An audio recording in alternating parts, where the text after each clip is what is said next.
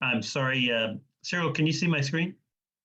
No, we cannot see it yet, but Oh, sorry. you can try again if you don't Let mind. me, sure, of course. Thank you. Here we go.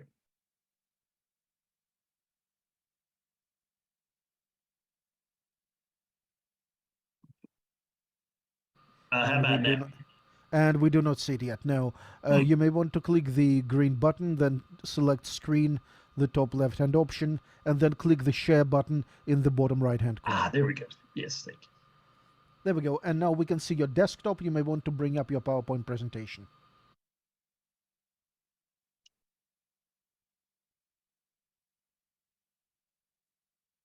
And we can see your presentation. You may want to move it into the presentation mode, into the slideshow mode. Thank you very much. Please go ahead. Thanks for the coaching, Cyril. Thank you, everyone, for your patience.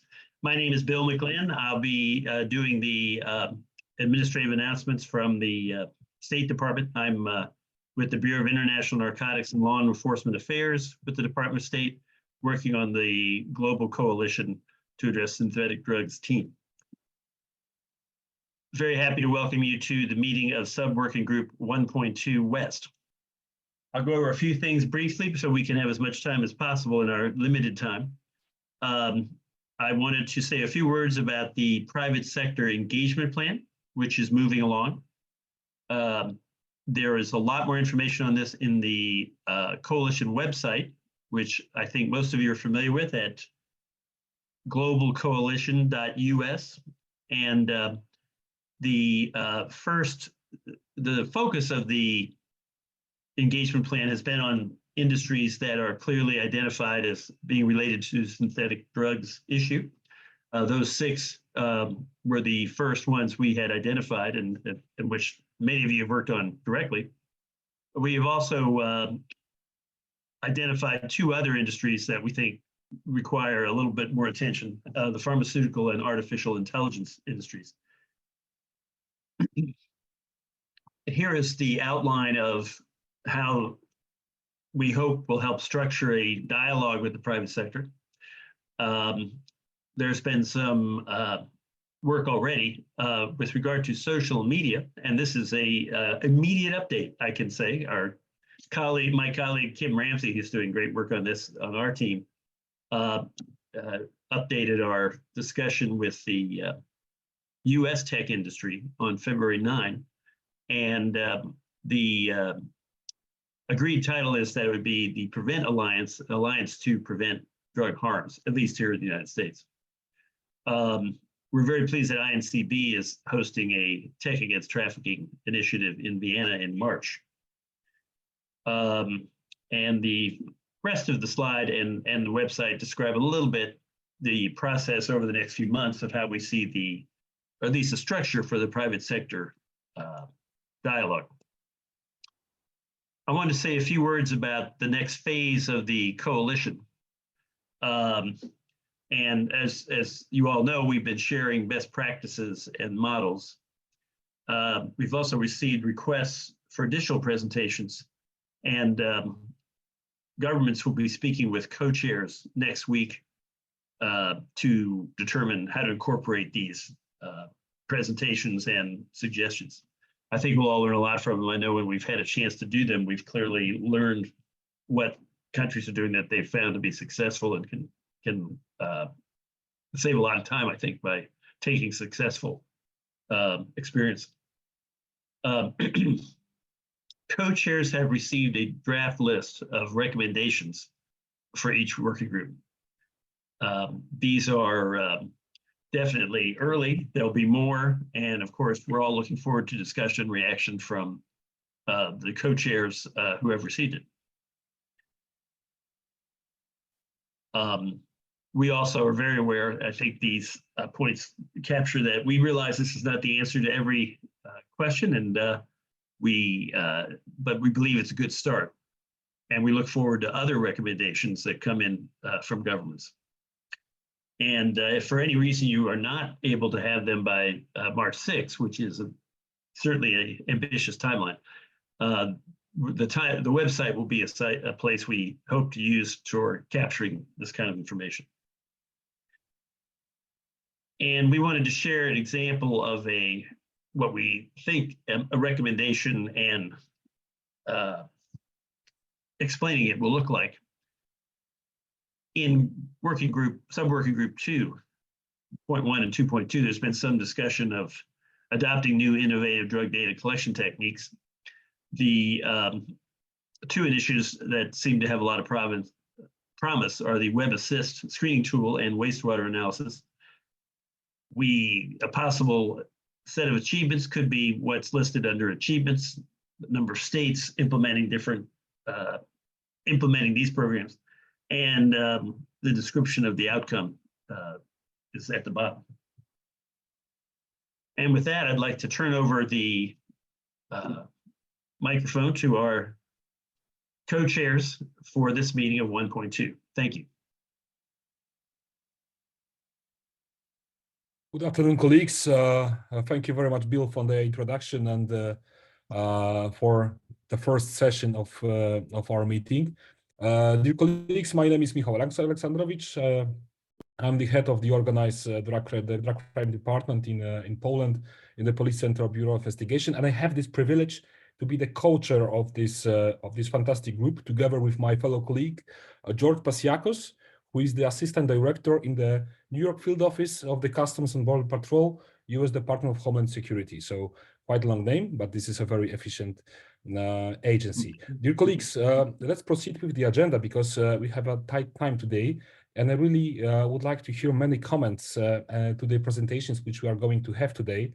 Before the meeting, the agenda was disseminated by the Secretariat, so I believe that you're already familiar with the presenters who are in today. But I will still introduce the first speaker of our today presentation, and the first presentation is going to be done by Ms. Sylvain Lefoyer, who is the Deputy Director of Aviation Security and Facilitation in the International Civil Aviation Organization, and the presentation will be dedicated to the aviation and air cargo security. So, Sylvain, are you with us? Can you confirm? I hope. Yes, I can see you. Can you hear us? Tout à fait. Perfect. Thank you very much. Sylvain, the floor is yours, please. You can start your presentation. Merci Michal. Je vais partager mon écran. Voilà. Donc, tout d'abord, merci à la coalition mondiale et à l'UNODC pour avoir invité l'OACI à cette session. Je suis effectivement Sylvain Lefoyer, directeur adjoint en charge de la sûreté de l'aviation et de la facilitation au sein du bureau du transport aérien de l'OACI. Et je vais essayer de vous présenter assez rapidement pourquoi je suis là, parce qu'effectivement, on n'est pas dans la coalition contre le trafic de narcotiques et de drogue, mais vous allez comprendre qu'on a quelques intérêts communs. Donc très rapidement, l'OACI, c'est une agence spécialisée des Nations Unies, établie par la Convention de Chicago en 1944. Donc nous fêtons notre 80e anniversaire cette année. L'OACI développe et met en œuvre des instruments juridiques internationaux, donc des conventions et des protocoles, prend des résolutions lors de son assemblée tous les 3 ans et développe et demande aux États de mettre en œuvre des normes et des pratiques recommandées pour le développement sûr et harmonieux de l'aviation civile internationale. Donc, ces normes sont regroupées au sein d'annexes à la Convention de Chicago. Et je vous parlerai plus particulièrement de deux annexes un peu plus tard. Autre activité réalisée par l'OACI, l'assistance aux États pour la mise en œuvre de ces normes et pratiques recommandées et l'audit des États pour s'assurer que ces normes et pratiques recommandées sont bien mises en œuvre. Donc, 2 annexes particulières qui sont d'intérêt pour la discussion aujourd'hui. L'annexe 9, Facilitation, qui a été créée en 1949, donc qui fête son 75e anniversaire cette année. Et cette annexe porte sur la gestion, le contrôle et la sécurité des frontières. Donc, vous verrez que ça a un intérêt dans la discussion sur le trafic de toute substance. Et l'annexe 17, créée en 1974, donc elle fête ses 50 ans cette année. On a beaucoup de choses à fêter en 2024. Et cette annexe porte sur la sûreté de l'aviation, en tant qu'infrastructure critique, donc protéger l'aviation contre les actes d'intervention illicites, les actes criminels et terroristes, pour faire simple. Quelles sont les menaces auxquelles l'aviation doit faire face? Vous voyez sur cette présentation, à gauche, l'aviation utilisée en tant que vecteur de trafic pour l'entrée illicite de personnes, la fraude documentaire, le trafic d'êtres humains, les mouvements de terroristes, de criminels et de terroristes étrangers, le trafic d'armes, de munitions, d'explosifs et évidemment le trafic de drogues illicites, de précurseurs et de narcotiques divers et variés. Et évidemment, dans le fret, vous avez tous les éléments de contrebande, que ce soit des matières dangereuses, du cash ou des produits volés. Sans parler des animaux, des espèces protégées et autres. Donc ça, cette partie-là, c'est dans le domaine de l'annexe 9. L'OACI n'a pas pour mission d'empêcher ces trafics. Elle a pour mission de faciliter les démarches administratives pour les passagers, les opérateurs aériens, les équipages et le fret. Et en faisant ça, l'OACI a développé, alors surtout pour la partie en haut à gauche, donc, qui concerne les passagers, elle a développé des normes qui permettent de développer des documents sécurisés, des documents de voyage lisibles en machine, donc les passeports électroniques, des systèmes d'échange de données entre les compagnies aériennes et les États, qui permettent aux États de faciliter le passage des voyageurs qui n'ont rien à se reprocher, qui ont des documents en ordre, mais qui leur permet également d'améliorer la sécurité des frontières en ayant des documents sécurisés qui permettent de détecter les fraudes documentaires et les clandestins. La difficulté qu'on a, c'est sur tout le reste, donc les armes, les drogues et le trafic divers et variés, où nous n'avons pas de dispositifs au sein de l'OACI qui nous permettent de détecter de manière systématique et d'empêcher ces trafics. À droite de la diapo, vous avez les scénarios d'attaque et les menaces auxquelles l'aviation fait face en tant que cible et non plus en tant que vecteur.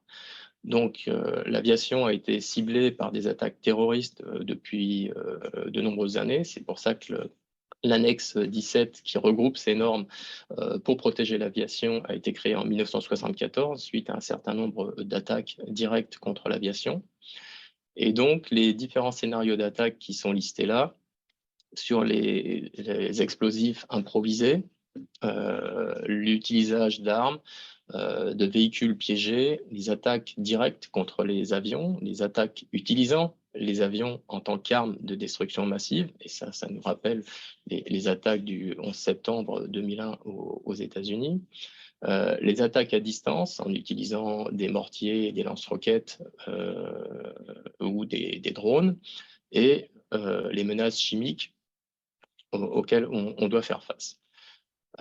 Et je voudrais aussi signaler la menace interne. Ça, c'est un élément assez important quand on parle de protection de l'aviation et de lutte contre les trafics, où on voit que les insiders, donc les personnes qui travaillent sur les plateformes aéroportuaires, peuvent être utilisées de façon malhonnête, volontaire ou de façon involontaire, pour participer soit au trafic, soit au terrorisme.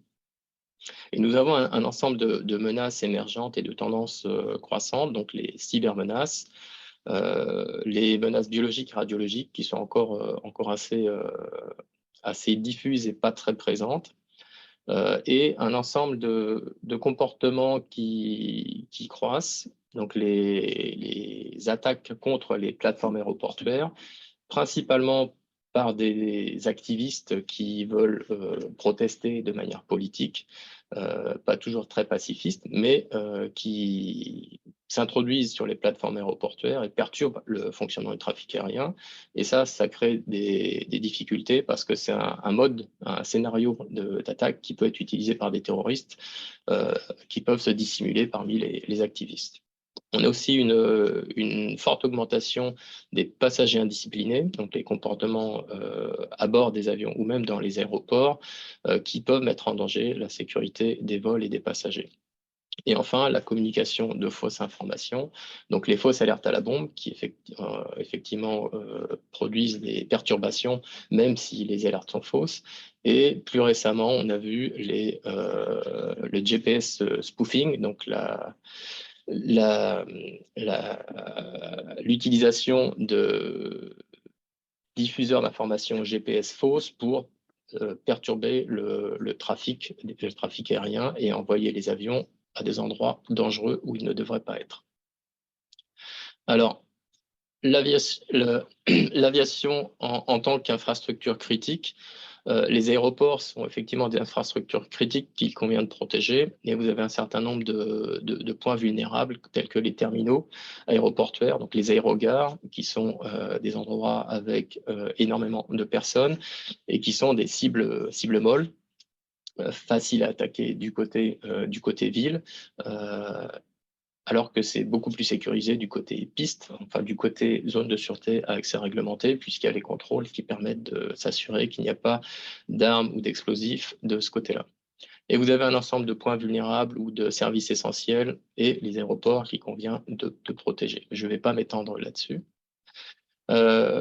Le point d'intérêt qui pourrait concerner le sujet d'aujourd'hui, c'est quelles sont les techniques, les technologies de détection qu'on utilise pour protéger l'aviation.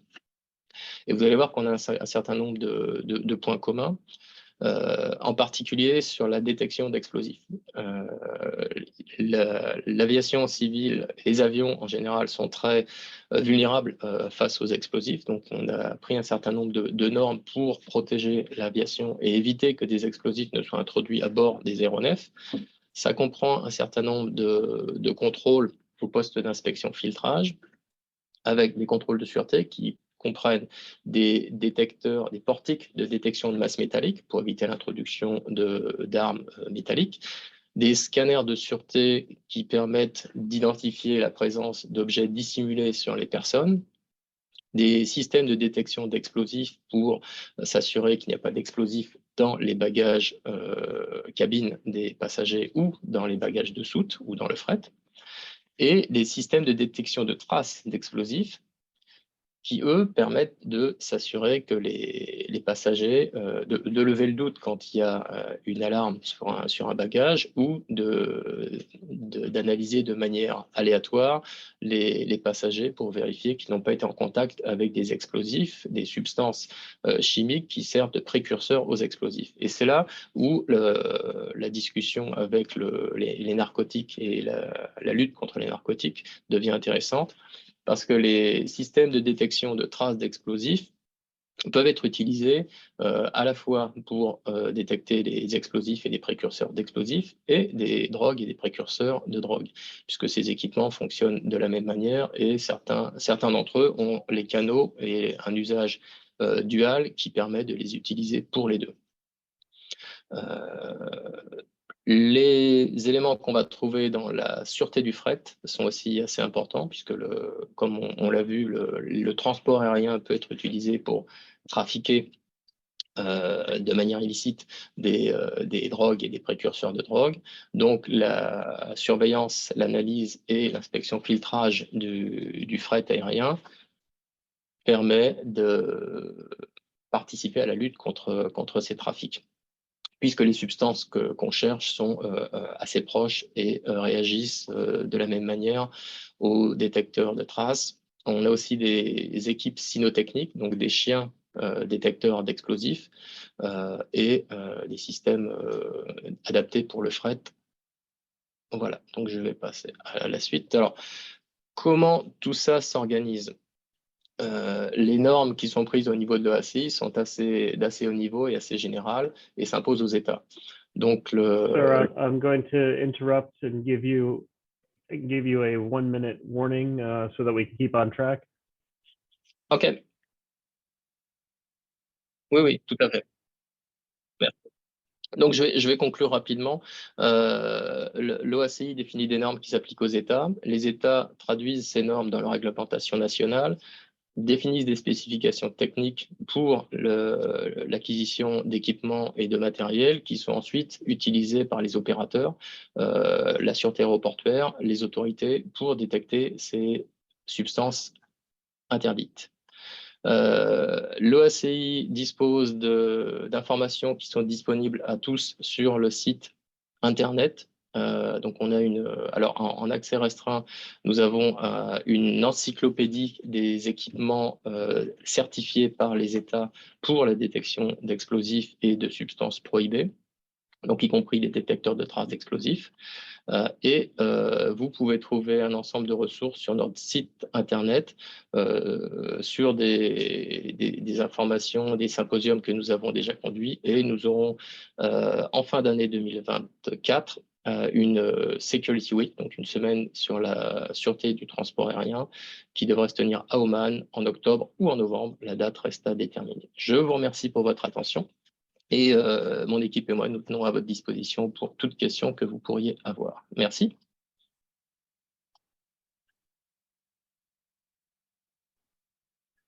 Thank you so much, sir, for your presentation. I'll remind people that these are quick presentations, 10 minutes. I'll give you about a 1-minute warning before we start, but to keep it moving along, we'll go with the next presentation from UNODC, Tools for Combating Synthetic Drug Trafficking. And this is by Mr. Antonio Valverde. Thank you. Thank you for the invitation. Let me share my screen. Give me a second.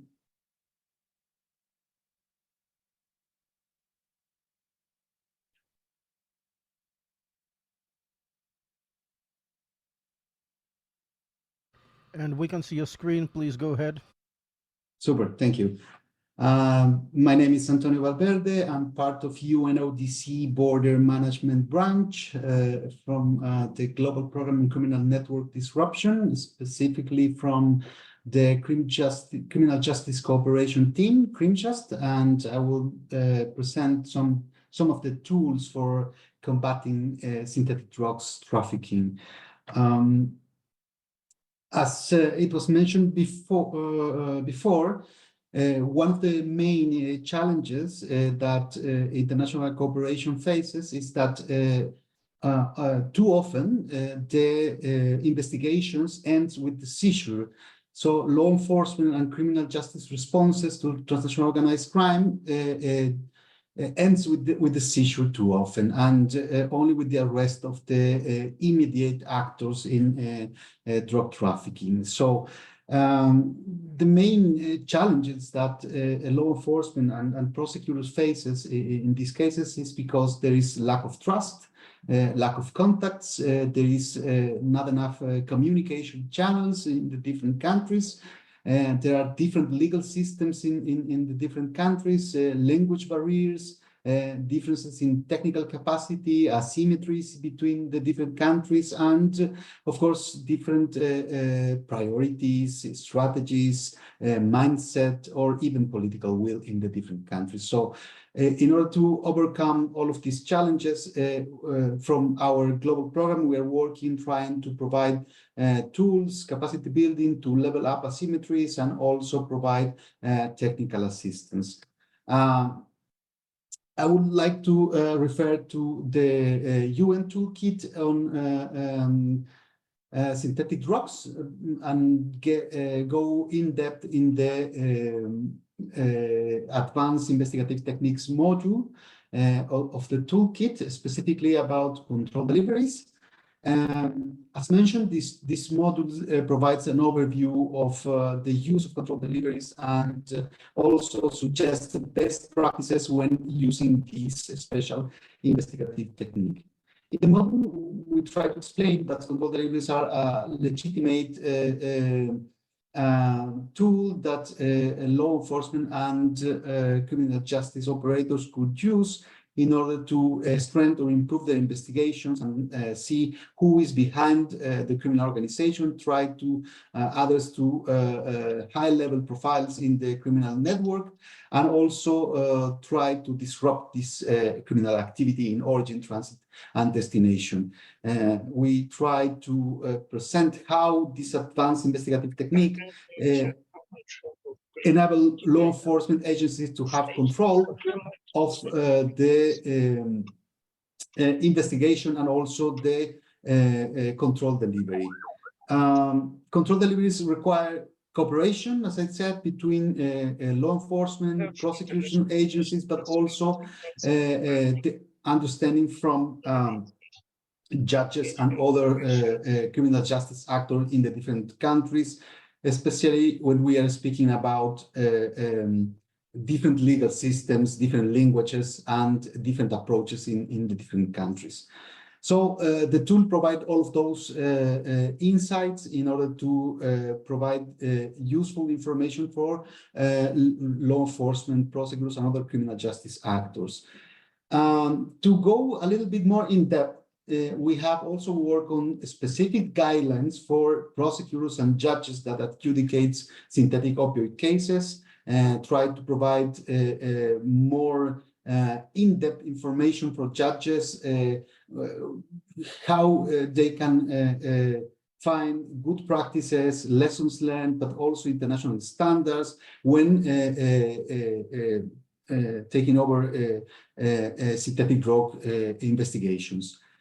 We have also worked with developing a guideline specifically for profiling synthetic opioids in mail parcels.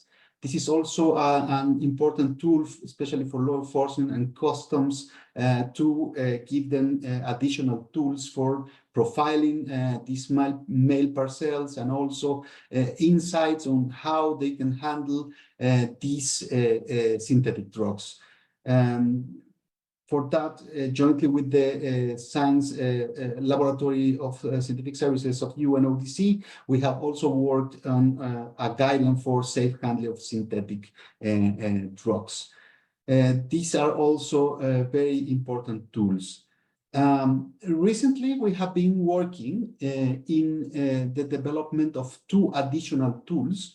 One is a handbook of controlled deliveries. It will be a more comprehensive reference guide for not just law enforcement and prosecutors, also for judges, and it will consider the different legal systems, for example, what's happening in the civil law or continental law system, how things should be understood in relation to controlled deliveries in those legal systems, considering that some countries have a civil law system inquisitive or others accusatory. So this handbook will include all of these elements. The handbook will be also in English for common law systems, and also in French for civil law systems. It will be three different documents, but they will connect in order to provide information for all the criminal justice actors that are trying to implement this special investigative technique. We are also working on a more step-by-step document, a manual for mainly customs and law enforcement in the different countries, with more additional elements on the how to implement controlled deliveries, a more task-oriented document designed to assist criminal justice actors when conducting controlled deliveries, and also provide step-by-step instructions for the successful execution of controlled delivery.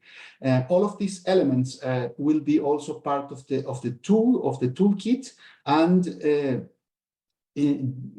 law enforcement and customs and other criminal justice actors could access to these documents through the toolkit, but also contacting us in order to provide access to these documents. The toolkit, of course, it you can access through the web page, but to the rest of the documents, since those documents are only for authorities, I mean for criminal justice actors, you should request access to those documents to us.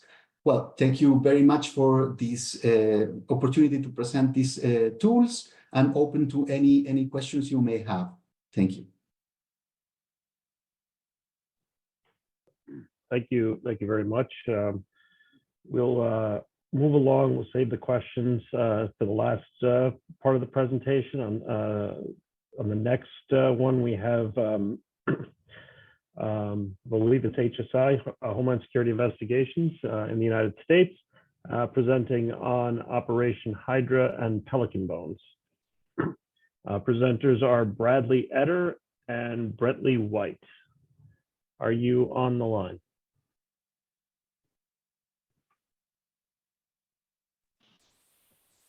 Yes, hello everyone. This is Bradley Etter here. Before we begin, I believe we have one more presenter that just wanted to give a quick overview. Josie, are you on? I am. Thank you, Bradley. We'll just jump right into it because I know we're limited on time.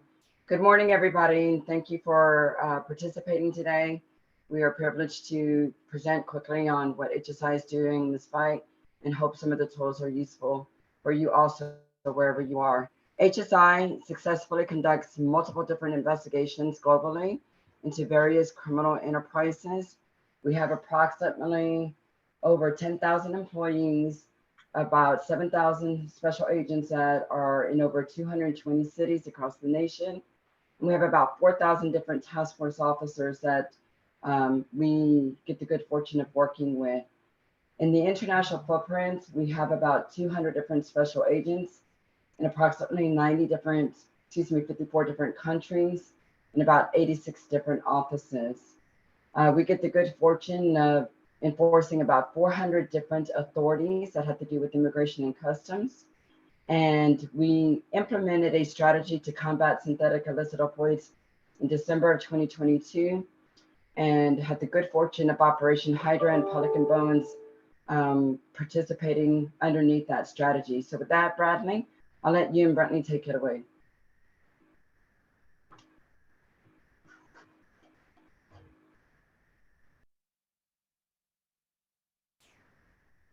Etter, are you up? Yes, I'm here. Are you all able to see our presentation? No, we do not see the presentation yet. Please go ahead and start sharing.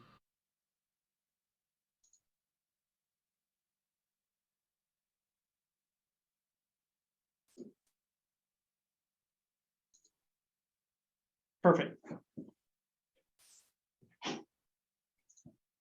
So today we're going to quickly discuss Operation Hydra and Pelican bones. To begin with, we will discuss Operation Hydra. Operation Hydra was developed in 2013. It was really developed to enhance the agility of our agency to attack emerging threats. As we'll go through, Operation Hydra has focused on, over the last 12 years, multiple different areas, to include right now focusing on synthetic drugs and really targeting the supply chain. Operation Hydra is built upon 5 pillars, supply chain focused. So we're really looking both on the investigative side of the house and the intelligence and the information side, identifying supply chains. We utilize our customs authorities and part of understanding, criminal elements in the nexus that we have as an agency, as a government.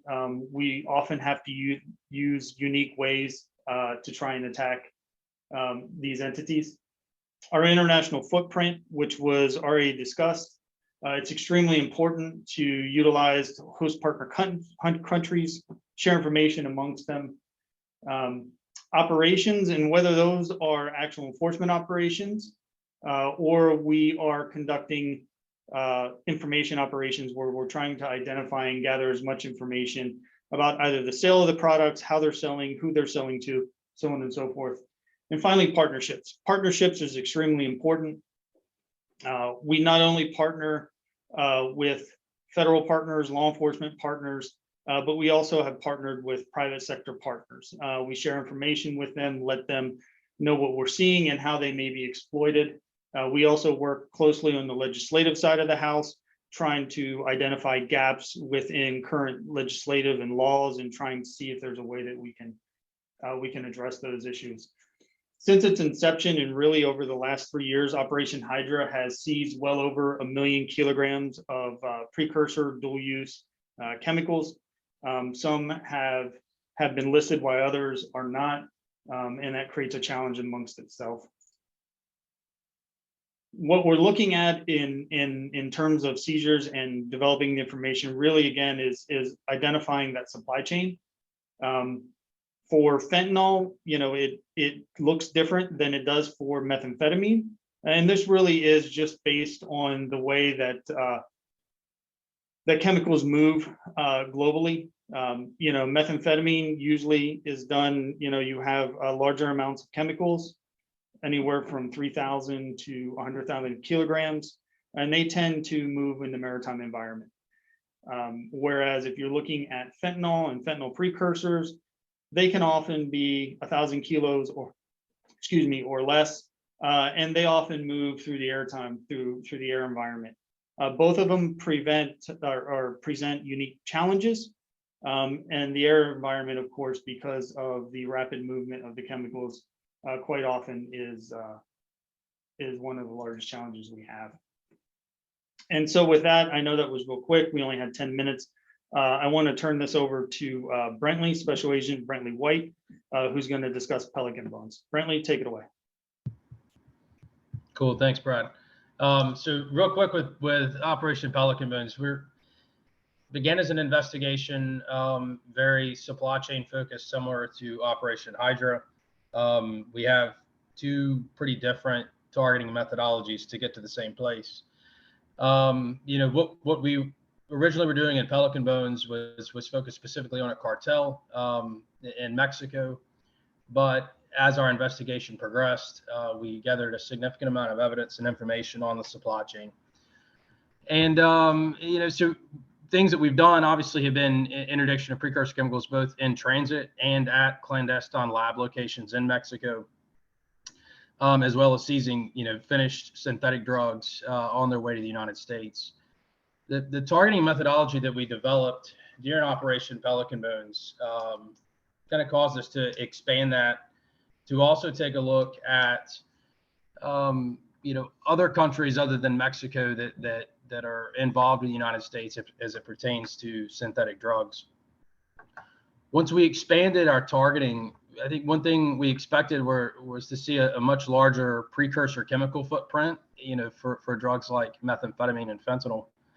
But we're quickly met with nitazines, and it took me a little bit to get read up on them. But nitazines are an opioid very similar in effect to fentanyl that oftentimes can even be more potent than fentanyl. Several examples would be isotonitazine, protonitazine, etonitazine, and their analogs. And so as our targeting methodology expanded, we began to see this robust nitazine, trafficking organizations that are set up all over the world. Their primary form of payment seems to be cryptocurrency. That's obviously preferred. And then communication methods they're using. We've seen everything from Wicker to Signal to Telegram to Threema, WhatsApp, and then shipping methods, as Brad touched on, seem to predominantly be, air and parcels. Several issues that we've run into that I just want to flag for everybody as they're dealing with the synthetic issue in their own countries. I would say first is, the air shipments, the speed of which those happen have been very challenging. And then information we've gathered suggests that these organizations are using licensed customs brokers set up within respective countries to bypass some of the customs requirements. And that is proved on our end to be a challenge. And I imagine it's also a challenge for many other countries. We're actively working with several European countries through our HSI international offices.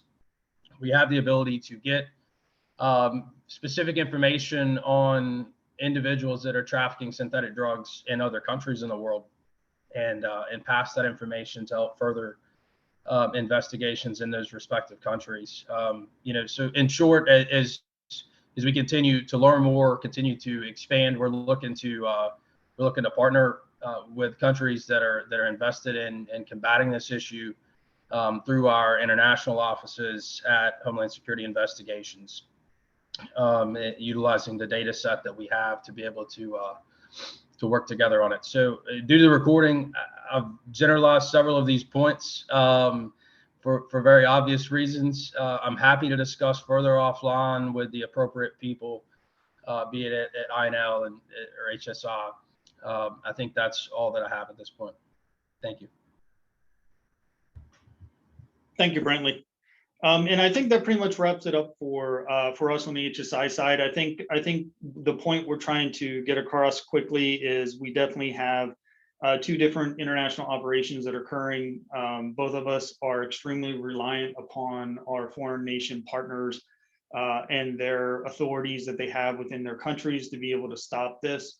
I think understanding the global movement and how they work amongst shipping and how we can interact not only with law enforcement partners, but regulatory authorities, legislative authorities, and then industry partners really is the only way for us to address this at a global level. And it really has to be done in unison. If it's separated in any way, then quite often the information is slowed and it doesn't get across. So, with that, we'll turn it over for any questions. Again, we just really appreciate the opportunity. And I know that 10 minutes, we really didn't say a whole lot, but we're definitely welcome and look forward to speaking to anybody. Thank you. Thank you, Brently. Thank you, Brently, for the presentation. Indeed, it was very interesting topic, and I think that this is a very great initiative that you have implemented in HSI. So I really believe that this is also bringing the relevant results in the fight against the organized drug crime. Dear colleagues, we have reached the questions and comments session, I believe.